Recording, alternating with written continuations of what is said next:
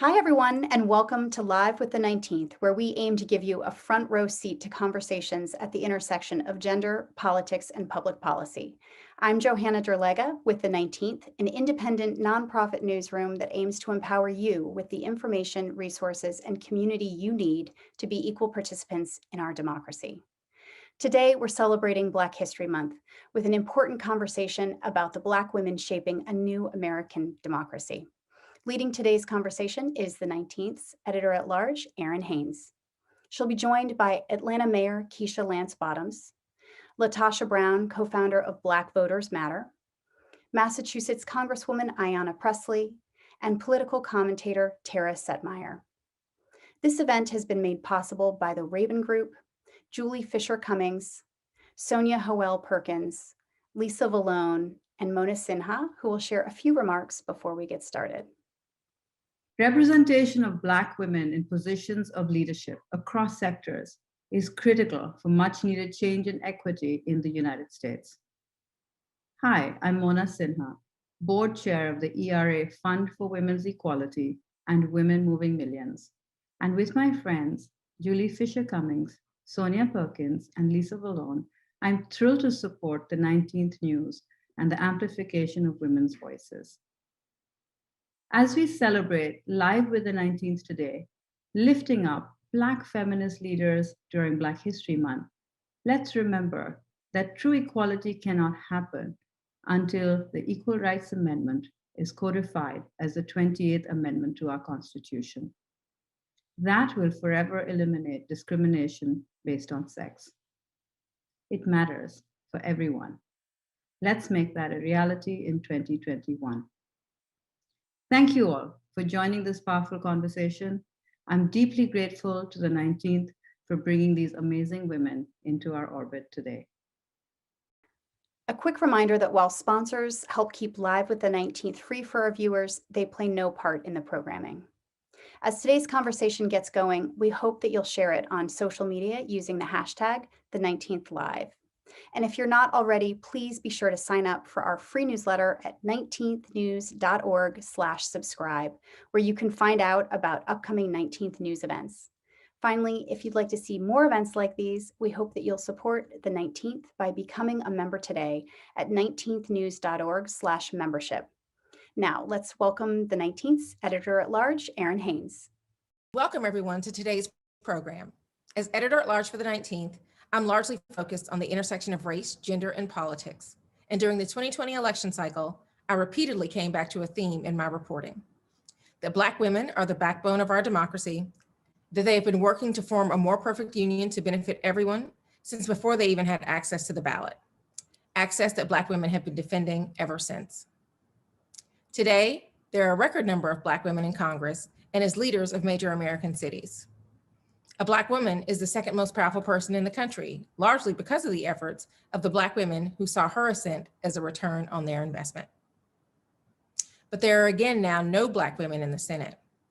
And Black women continue to be disproportionately impacted economically by the pandemic, facing challenges to access to the COVID-19 vaccine, one of which was invented by a Black woman. Black women will again try to break a political glass ceiling in 2021 as candidates for governor. And the Black women organizers who worked in a pandemic to turn out record numbers of Black voters already have their sights and imaginations set on the next battlegrounds. So what does all this mean for our politics now? To help me unpack all of this, I'm joined by a powerhouse panel of Black women who are among my go-to sources and have been the subjects of my reporting in recent months to make just these points. Please join me in welcoming Massachusetts Congresswoman Ayanna Pressley, Atlanta Mayor Keisha Lance Bottoms, Black Voters Matter co-founder LaTosha Brown, and conservative commentator Tara Setmeyer, who left the Republican Party after 27 years and is also a senior advisor at the Lincoln Project. So look, before we get into looking back at last year and the role of Black women, Tara, I really do want to start with you and the recent headlines around the Lincoln Project. My colleague Amanda Becker reported on a culture that sidelined women and in which sexist and homophobic language was used. And she and others reported that accusations of harassment against a co-founder were known earlier than others have indicated. Can you just start by telling us what your current status is with the Lincoln Project and your reaction to the recent reports concerning your colleagues there? Sure, absolutely. So as a senior advisor for the Lincoln Project, I was not a part of any of the accusations that were levied. I was not a party to those things. And when I found out about, and I really just can't speak to the details of those accusations, but I can tell you that um, I was very upset with the way that the Lincoln Project handled the reporting by Amanda. I expressed that displeasure very early on. As soon as I saw what happened, I let leadership know. They recognized that significant mistakes were made in reaction to Amanda's story and to Amanda and the releasing of those tweets. Those were just completely unacceptable acts, and it was heard. And I can tell you that significant changes are happening at the Lincoln Project. We're not going to allow the mistakes of a few to take away from the overall mission of the Lincoln Project, which is to be a pro-democracy organization that takes on authoritarianism and roots out Trumpism and holds people accountable for that. They recognize that, when this is what serious people do when mistakes are made. You recognize them, you identify them, and you fix them. And those fixes are being made as we speak. So I even though I wasn't involved in it, I want to apologize to Amanda, to the 19th. None of that was deserved. It was completely inappropriate, and steps have been taken to remedy those mistakes that were made. So I appreciate you giving me the opportunity to address it. Well, thank you for that, Tara. I want to also ask you, I mean, as a former Republican, what do you think about whether the Republican Party is big enough for people who both support and don't support President Trump, or whether efforts to create a third party have potential? It's watching the Republican Party implode this way has just been pretty remarkable. There was a time where I thought within the party as a conservative that voices like mine would be heard and respected, and that was the future of the party. They recognized that in order to expand the Republican tent, it's an overused term, but in political terms, that's what we use. After 2012, the autopsy, we need to diversify. We need to go after traditional constituencies and get the message out better. And that all went down the tubes when Donald Trump became the head of the Republican Party, and the decision to allow someone that is as racist, as bigoted, as misogynistic, as dangerous as Donald Trump is, and anathema to the basic principles of what Republicans were supposed to stand for in policy, to allow someone like that to take over the party and then have the enablers behind him with zero guardrails for the most part. The Republicans they're morally bankrupt at this point. They have lost any credibility on any issues that used to be Republican stalwarts.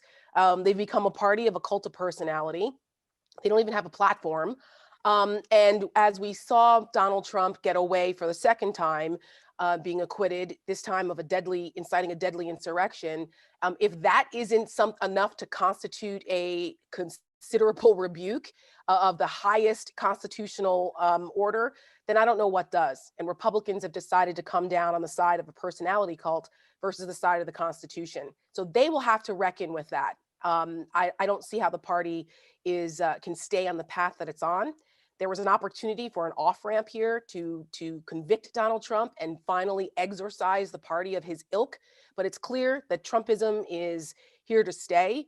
And the Republicans need to be held accountable for taking that position, taking the position of party over country.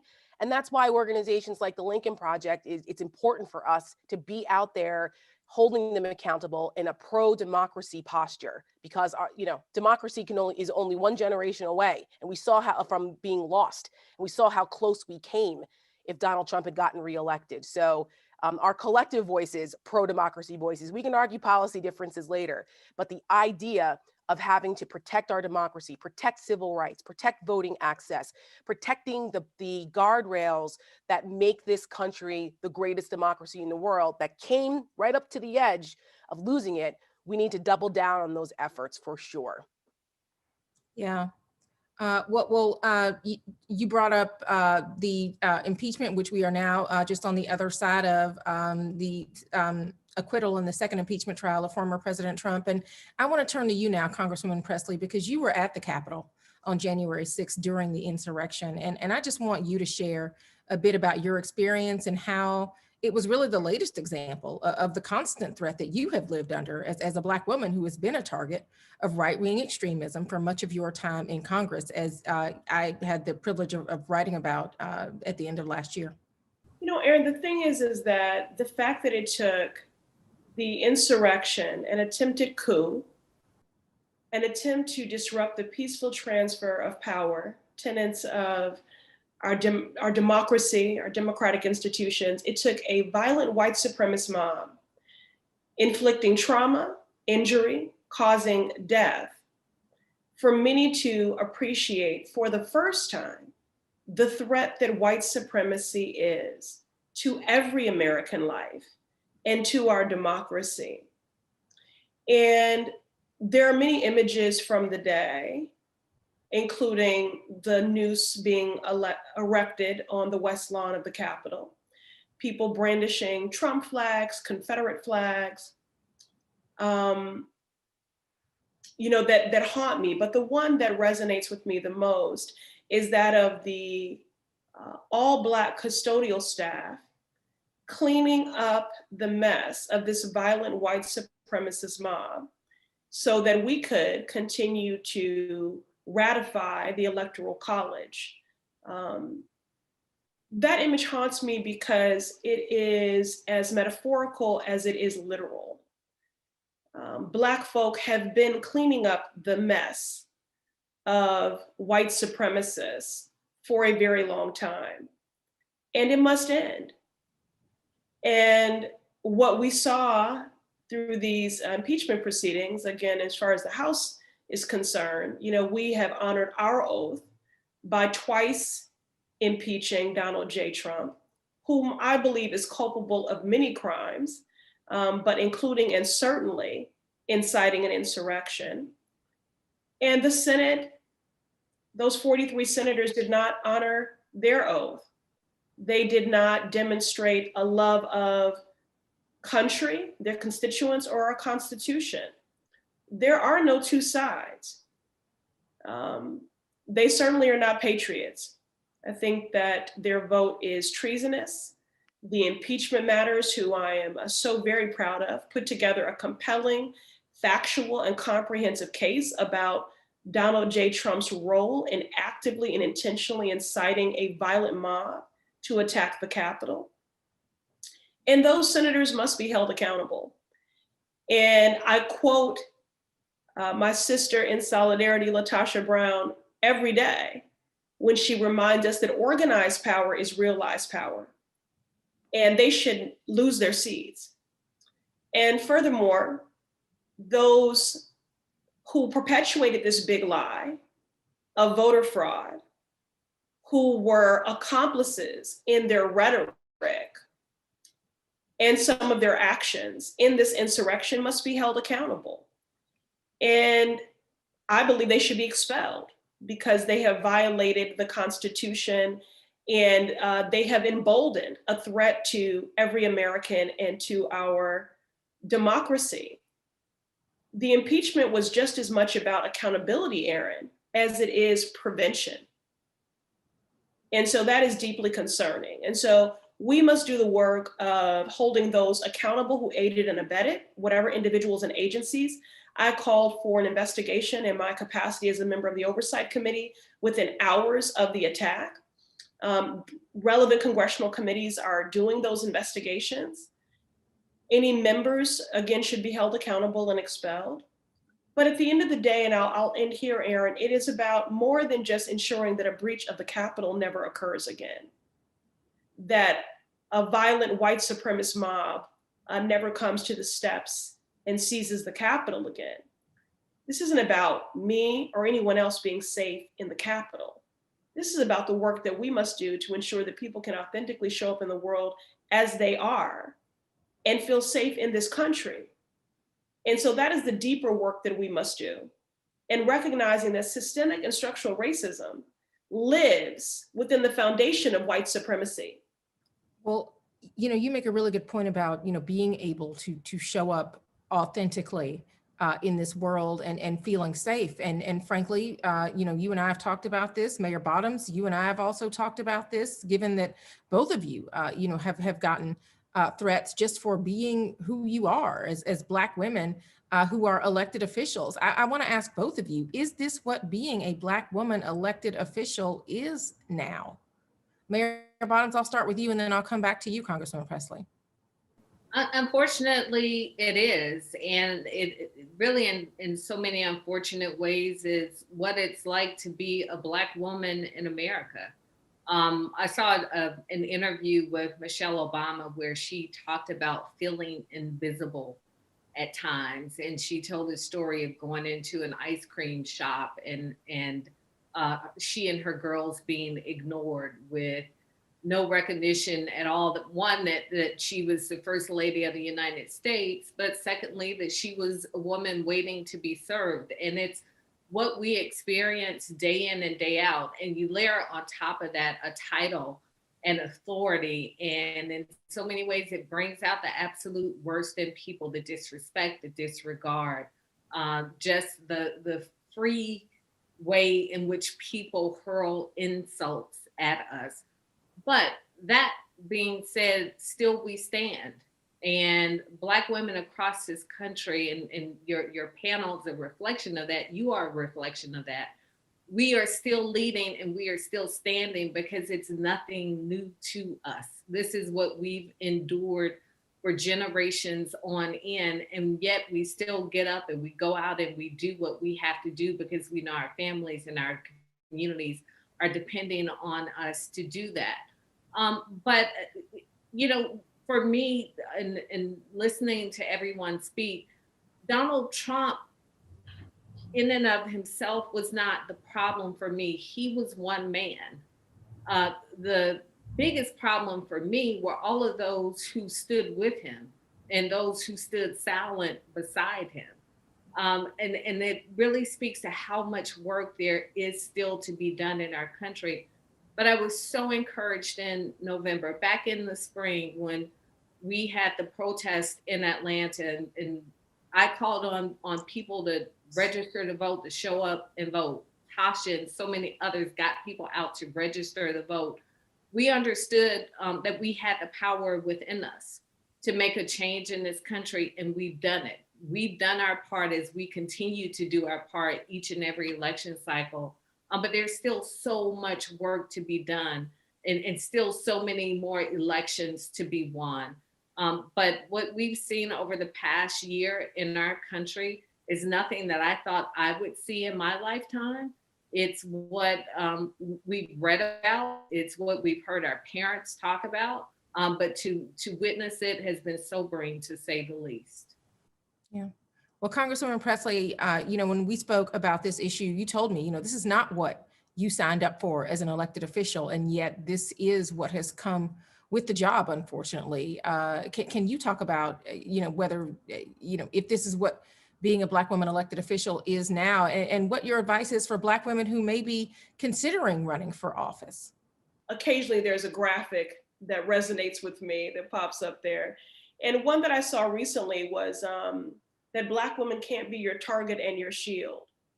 And that so perfectly encapsulates what it is to be a Black woman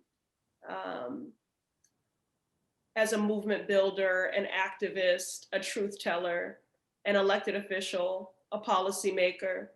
Errin, as you and I have spoken before, there are people who have ill will and spew violent vitriol and threats simply because I exist. So what do you do when your existence is the resistance? Certainly, and then my navigating the world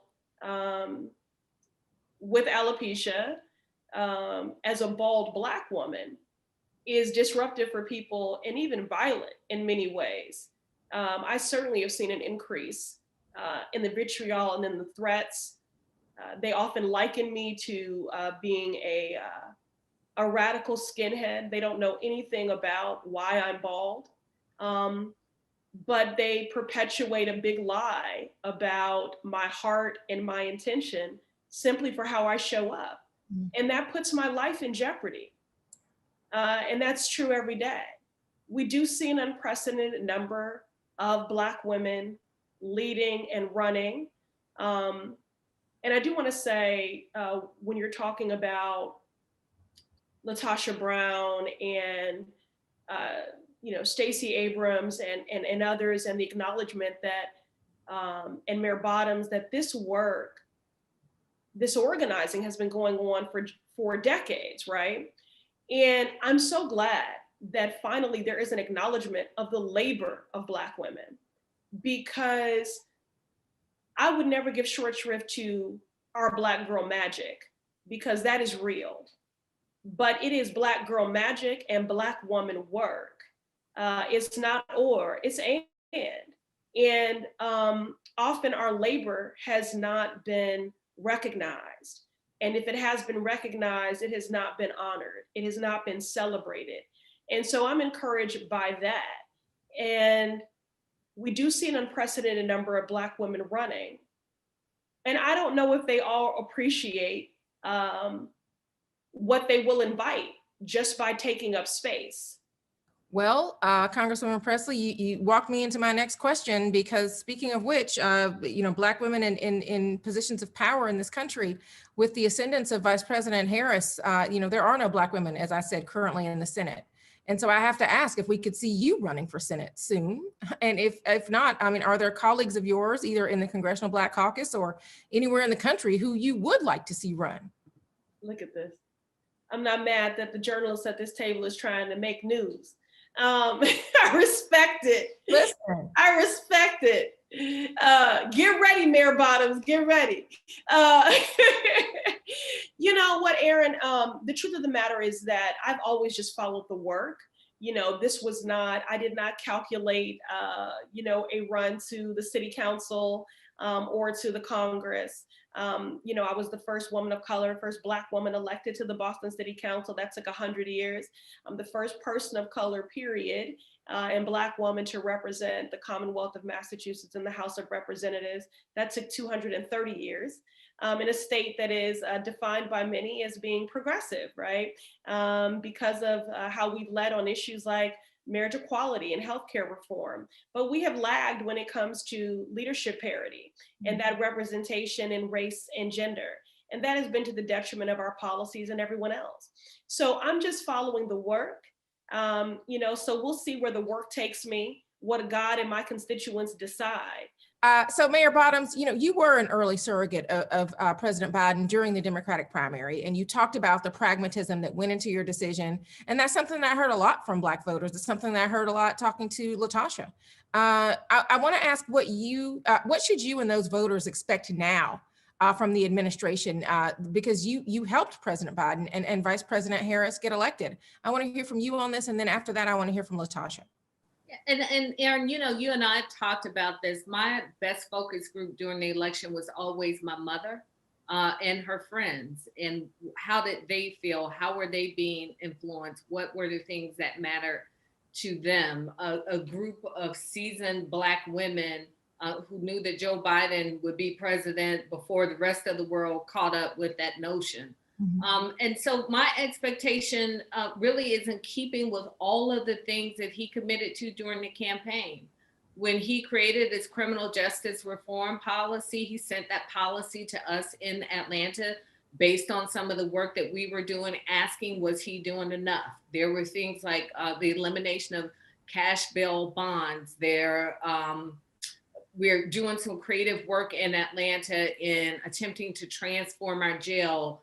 This work is being pushed and led by women in the community, one group in particular, Women on the Rise. We aren't moving fast enough, according to them, but we're waiting on funding. And I know that funding is going to come through the Biden administration. It's something we talked about with President Biden and with Vice President Harris when I was in the White House last week. So many other commitments that he made on assisting us with affordable housing, working towards getting a $15 minimum wage, which we've already done for workers in the city of Atlanta. he put it all in writing, thankfully. So we know those things that he committed to, those things that he put forth in his policy. And I'm very encouraged with the continued leadership in the House, and now with control, even just slight control of the Senate, that we'll be able to see a lot of these policies come forward. But the reality is this: many of our communities were already hurting before the election. And you add COVID on top of that. And, for our communities, there's this saying that when America catches a cold, Black America catches the flu. Well, in this case, it's been pneumonia and it's been COVID. So we need help, and we need help now. But what I was most encouraged by in sitting in the White House last week with other mayors and governors from across the country is they get it. We didn't have to go in and make a hard case. We weren't starting at 0, trying to get them to 10. The conversation really started at a 9. They contemplated so many challenges facing our communities. They're already working on many of these challenges, offering solutions to us. And it is just, even the energy is so very different. I went into the White House compound once during the Trump administration, and I never wanted to go back, not because of what happened in that meeting, but because of how I felt. And when I walked into the compound last week, I felt that goodness was back. And that's what I heard in our meeting. So, as Black women, I know this is something I struggled with, that feeling and that intuition that I've also often viewed as a weakness. I now view it as a superpower. So when I feel something, and then when people say and do things to confirm it, I know it's real. And when I went into the meeting in the White House last week, I know what I felt, but I know what I heard, and I know that it's real. Yeah.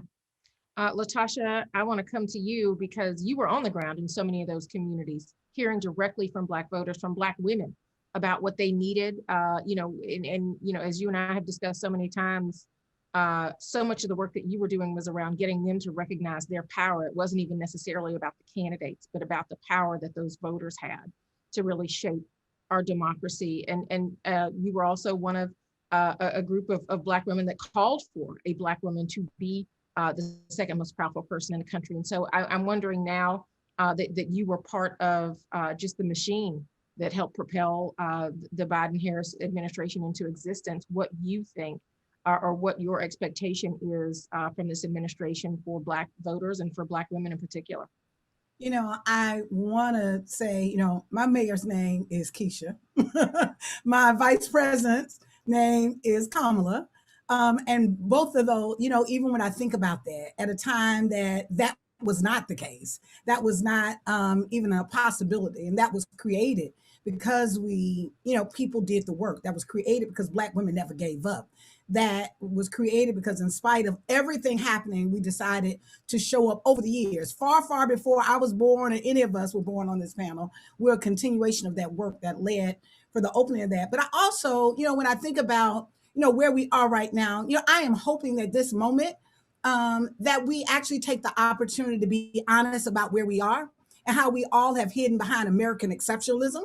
We have all acted as if America was together before Trump came. He came and he disrupted the Republican Party. He came and he disrupted America. The truth of the matter is over 30 million people who are living in poverty right now. When we're looking at Black women, 68% of Black women are wage workers, in this country. When we're looking at what even in the South, what moved me to create a fund in the South was less than 1% of the billions of dollars of philanthropic dollars that come in the South go to women in the South, Black women and girls in the South. I'm raising this because I hope that at this point, that this isn't just policy as usual, that we recognize that we've got to radically do some things very differently. And so in that process, even with the administration, what I will say is that Black women left everything on the field, right? We put it all out there in spite of, if we didn't have record historic Black turnout because it was easy this time or because democracy was so strong. It was because Black women and our people were determined. And we did the work in spite of the voter suppression. We did the work in spite of some of the other challenges that we dealt with. We did the work in Georgia. I want people to recognize that just in the spring in Georgia, when COVID-19 was at its height, 80% of everybody who was in the hospital for COVID-19 were Black people. And so I'm raising this because I think we need to really understand what it is that we have been up against. And even when I hear talk about the Republican Party in the Reagan days, Reagan was devastating to our people, devastating. And so I think it's really important for us to be honest in this moment.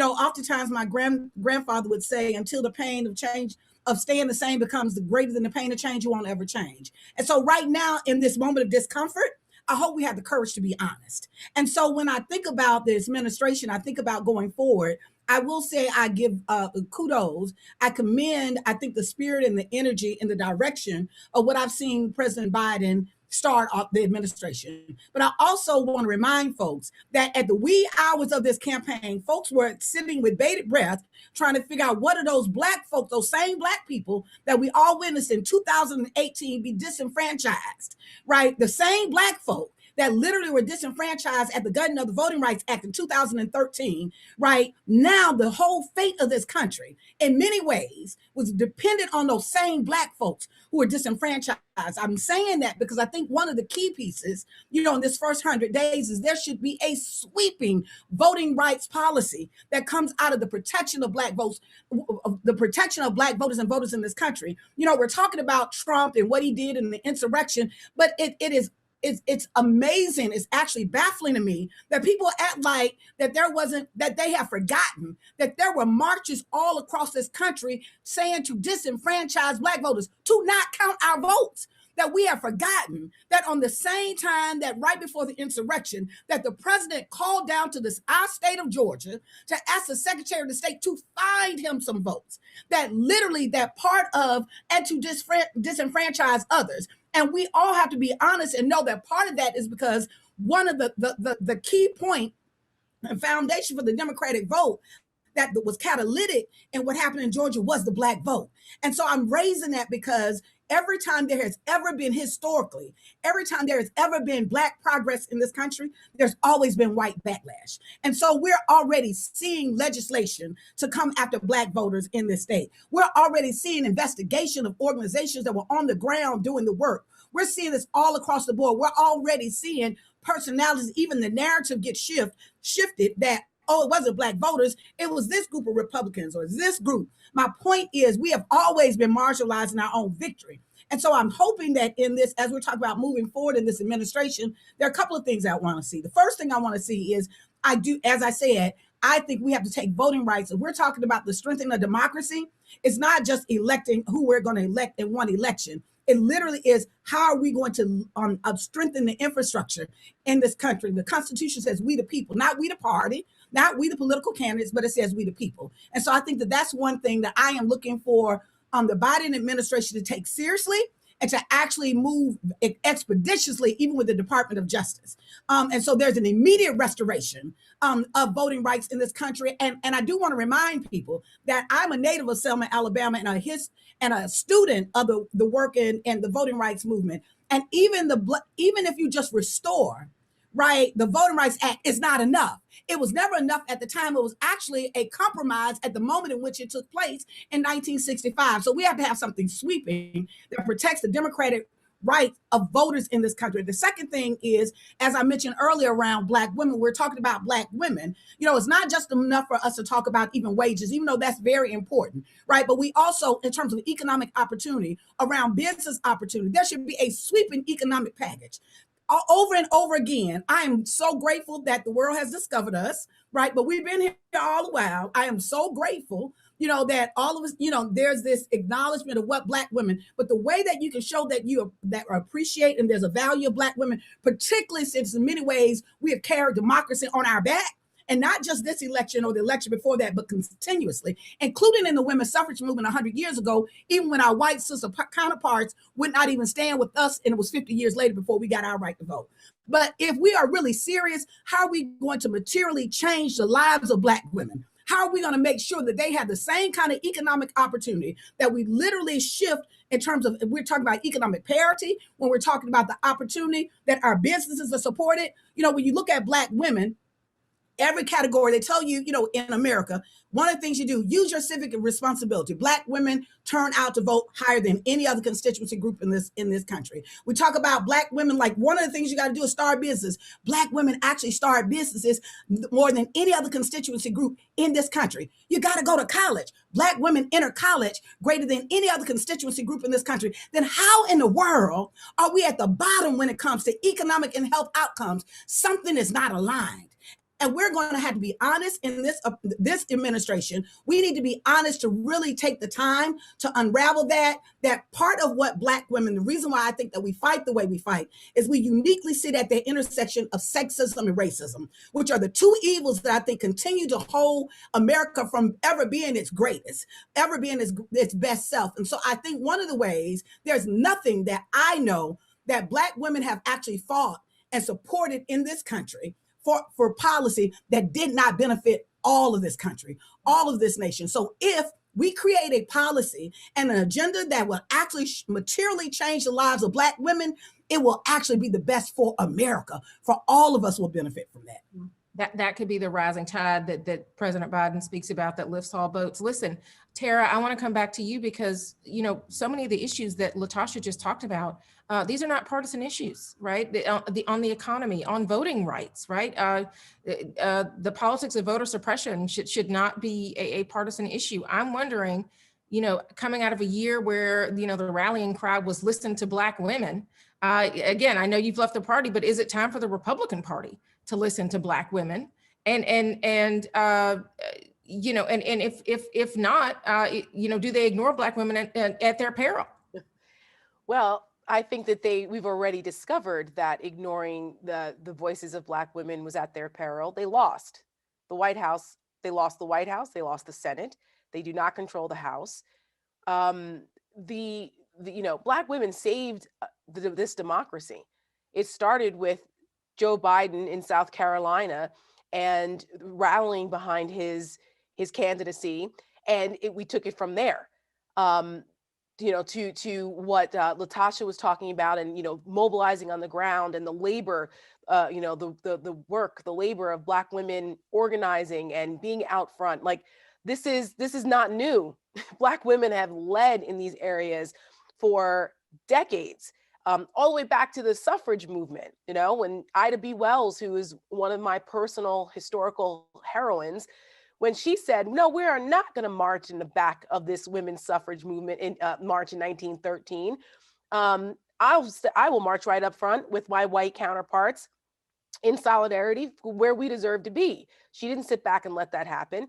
And just like in this election, there are a myriad of issues that are, to your point, that are not just left and right. They are about the overall democratic process in this country that demand that we have a voice in this and a presence, and we're doing something about it. And when you have someone like Kamala Harris as the Vice President of the United States, with one of the biggest megaphones, not only in the US, but in the world, that commands a certain amount of attention to what is going on in this country that we have not had before. We've never had a Black woman in that position. Her voice matters. Her presence matters. To the Congresswoman's point, representation matters. Even if we have a difference of opinion on what those policies should be, those policy discussions need to be had. And if you don't have women of color at the table in decision-making positions, you don't get to hear those policy agendas. You don't get to hear that. You don't have the opportunity to have underrepresented constituencies represented. And I think the Republicans are completely uninterested in that. They're completely uninterested in it. Because for years, for decades, you had the Southern strategy that was only about counting votes, right? It was a veiled racism that went, with dog whistles about certain things, not so veiled in others, where it was all about states' rights or, the opposition to certain voting rights opportunities was no, whatever we can do to suppress that vote because they're not going to vote for us. And that ugliness reared its head in full force, not just in this election, but over the last few years. We've seen that. And Republicans have not, for all the lip service of, oh, we're diversifying the party. Look how many women got elected. And we have more minority Republicans voted into office than ever before currently. That doesn't mean anything. You can have tokens in all kinds of places. Are they really putting forward the policies that are important for their constituents? Or are they just going along to get along in the party? Are they really trying to make a difference? Will those Black elected representatives be stakeholders in a new Voting Rights Act, in the ability to start to protect these democratic institutions or improve them that are under attack? It needs to be, we cannot let it go that what the Republicans were trying to do under Trump was disenfranchise millions and millions of Black voters. That's what they were doing here. This wasn't about just any old fraud. It was, the accusations were against places where it was majority Black voters: Detroit, Philadelphia, Atlanta. And that level of I think that approach by the Republicans is something that they cannot get away with. They cannot hide behind process arguments, or that it was just, voting machines or whatever. That needs to be pointed out, and they need to have a reckoning with it. And I don't know what that looks like, but I know that they have to be called out on it. And having, supporting a new Voting Rights Act, or supporting these things, these structural changes that need to happen. I think we're in a moment now where people will listen to that. Yeah. Well, Mayor Bottoms, I want to come back to you because last time I checked, you're the only person on this panel who is up for re-election this year. And so I want to talk about that because, your support of President Biden did raise your national profile considerably, especially during that conversation around the beepstakes when you were mentioned as a potential running mate. But back home in Atlanta, you are facing challengers to your reelection who are criticizing your response to the national reckoning on race, who are talking about the crime rates in Atlanta and inequality in the city too busy to hate around issues of policing and class. And so, if indeed you are running for re-election this year, talk about, the benefit of Black women's leadership in the flagship city of the South, and why the case that you're making as to why Atlanta voters should send you back to City Hall.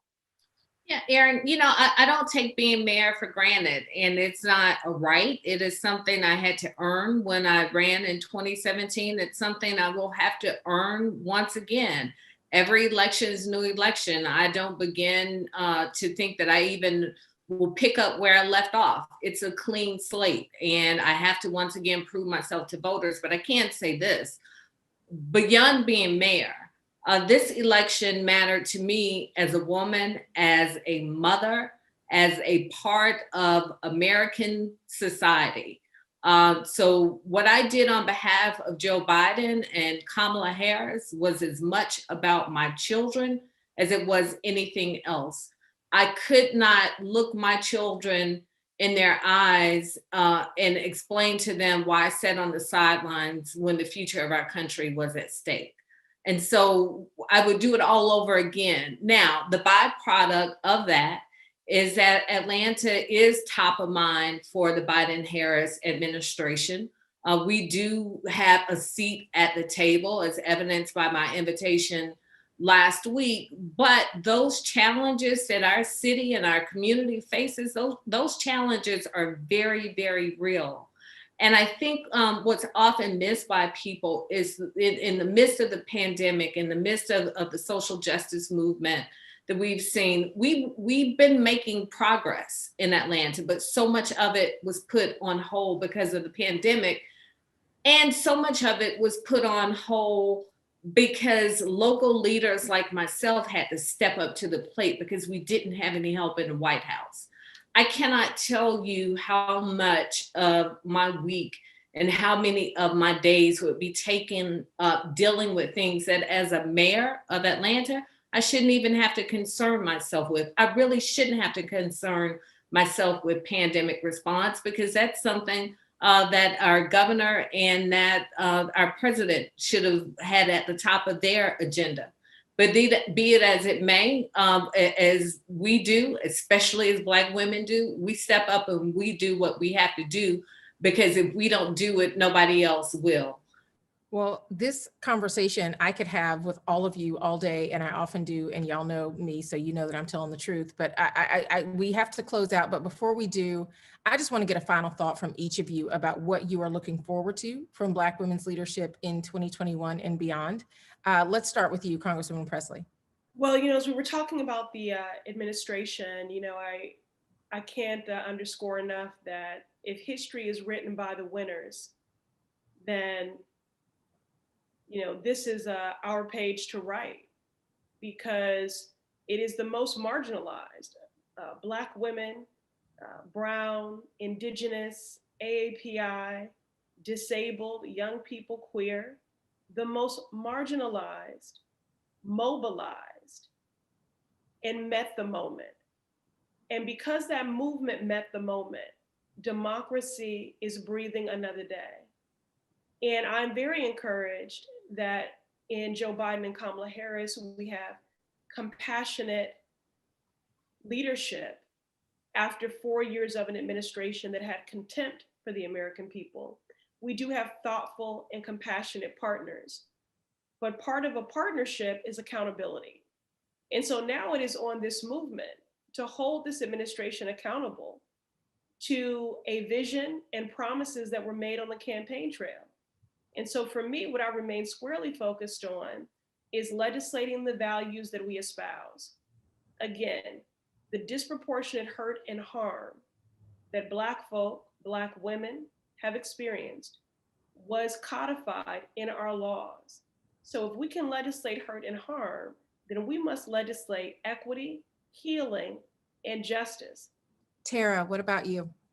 I think that the amount of attention that has now been paid to a lot of issues that I think this country was unwilling to face are now at the fore.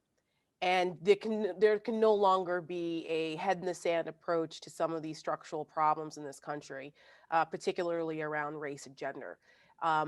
So I'm encouraged by the amount of civic engagement that I saw, the increase of people who felt like politics wasn't for them, or their voice didn't matter, or they didn't have a role in it, saying, I'm not going to stand by and do nothing. Now, as more Black voices, Black women in particular, are in these positions of power, like Mayor Bottoms, like Congresswoman Presley, and others, we need to help and cultivate more. It's difficult to put yourself out there and run for public office. It's difficult to get involved in these fights because there's a lot involved, but we need to continue to create environments where there is a pipeline there to encourage more women to run for office, that they are supported, that they have the donor access, that they have the mechanisms in place to help them along, because those things were in place for others. That help them along. You can't do this by yourself. And like I said, Ida B. Wells is one of my favorites. She said, in order to right the wrongs, you have to shine the light of truth upon them. And I think that's what we're doing every single day. And I hope to empower even more women to stand up and do that. So I look forward to it. I look forward to that fight. Mayor Bottoms, your final thoughts. Yeah, since we're dropping our favorite womanist quotes, mine comes from Audre Lorde. If I don't define myself for myself, I'll be crunched into other people's fantasies for me and eaten alive. And Black women are across the country, we are defining what matters to us. For so long, we've been the mule of the Democratic Party. We've been the mule of the country. But we are now seeing that our voices are being heard, our presence is being felt, and we're saying these are the things that matter to us and to our community. So I am encouraged by the power that we have found within ourselves. In so many ways, we found our voices, and it's not just about us turning out other Black women to vote. We're now seeing the power and the influence that we have in our communities. This power that so many people like Tasha and so many others have been saying to us for years, you have the power, it's there. Now we're using it and we're elevating it with voices and with work by people like Congresswoman Presley, who are saying these are the things that matter to our communities specifically. These are the things that are impacting Black women specifically. And I am encouraged by the power that we found and the work that's coming out of it. And Latasha, the last word goes to you. Well, the first thing I did right was the day I started to fight.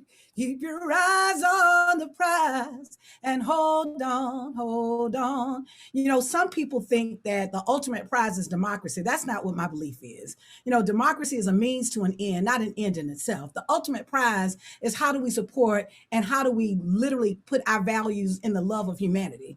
And so if we're not doing everything that focuses on how are we advancing humanity, then what are we doing? And so we have to literally look at how we shift this entire political landscape in this moment to really center people more than party, more than everything, even more than country. That fundamentally what has happened in this country is there has been a devaluing of humanity and of humanity. And what we see is we see all these openings of where we're seeing the fragility of democracy. We're seeing how healthcare is not serving those that need it the most. When we're seeing right now where we're in the wealthiest country in the world and there are over 30 million people in poverty, we should be ashamed. And so the good news is that Black women are on the case. The good news is I stand with many sisters like the sisters that are part of this conversation. I'm so honored because each of them are leading in their own right, you know, but I also know that literally when we decide as a nation that humanity is the greatest responsibility we have, our policies will change, the people that we elect in office will change, the purpose, the role of political parties will change. In fact, every fabric of this society will change. And so fundamentally, I just want to remind people to keep your eyes on the prize. And for me, the eyes on the prize, the ultimate prize is everything that we do should be in service for the advancement of humanity. Well, I mean, I could not have asked for a better conversation. I have the best job in the world because I get to ask important questions of people like all of you who make me sound infinitely smarter and also, you know, speak very candidly and frankly about, you know, who and where we are as a country. And so thank you so much to all of you for such a great conversation. And thanks to our audience for attending today. Everybody, please take care and stay safe. Thank you, Errin. Thank you. Thank you. Thanks to all of you for tuning in for this important conversation, and to the Rabin Group, Julie Fisher-Cummings, Sonia Hoel Perkins, Lisa Vallone, and Mona Sinha for making the event possible. A reminder that you can get notified about future events, including our March event on the road back from COVID-19 by signing up for our free newsletter at 19thnews.org/subscribe. And a final thanks to the nearly 10,000 members supporting our nonprofit newsroom. Your contributions make conversations like this possible. If you're not a member yet, you can show your support today by donating at 19thnews.org/membership. We look forward to welcoming you as a member, and we look forward to seeing you at our next event.